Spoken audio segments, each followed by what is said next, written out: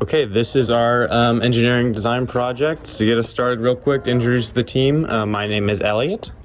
My name's Arnav. I'm Kevin. And my name's Quinn, and I'm going to start us off today.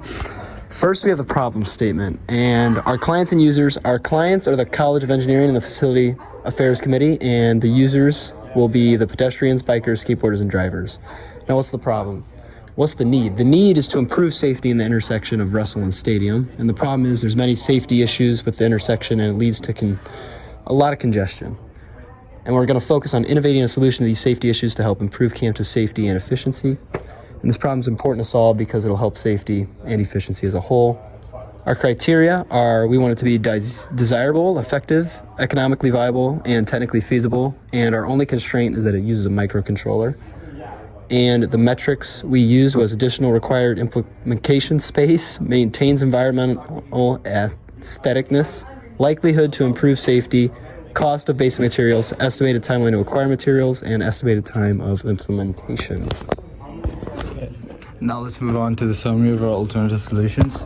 First, we had the parrot alarm system that sounds a loud alarm whenever a pedestrian tries to cross. When the walk sign is not on to cross, it alerts the drivers at that intersection that there is a pedestrian.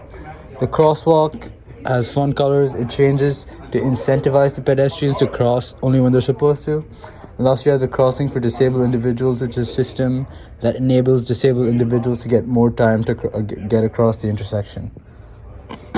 You see here that this is a snippet from our weighted decision matrix. Our criteria and constraints were the desirability, effectiveness, economical viability, and technical feasibility. And we can see these are our metrics that we use to make the weighted decision matrix. And based on these metrics and these weights, the disabled crosswalk came out on top, so we decided to pursue that as our final solution. This is just another snippet from our weighted decision matrix. This is just showing the weighted totals of all the different options we had. So this is the final solution we went with. This is the microcontroller base, as you can see here. This is where all the code is. It sends it out to all the sensors. This is the disabled pass scanner that disabled people will scan in order to get extra time. Here's our crosswalk button, and here's the crosswalk timer. It's important to note that we didn't have a button in our TI kit, so we used an ultrasound sensor. We improvised, and we didn't have an RFID sensor either, so we used a light sensor. But in the final prototype, this will all be improved upon. Just some data about why our crosswalk would improve safety. So we did a quick user poll here, and 64% of all the potential users that we polled believed that the disability crosswalk would be the best solution out of the three that we had, as you can see from the pie graph over there.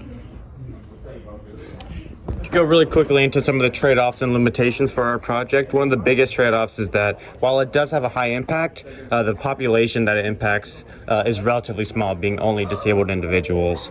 Also, while we do increase pedestrian experience, we're going to possibly back up traffic a little bit more, decreasing driver experience. And then for some quick limitations, additionally, passes will have to be printed and manufactured for disabled individuals, and then this is going to further burden the already existing system maintaining the traffic pattern already existing at Purdue University.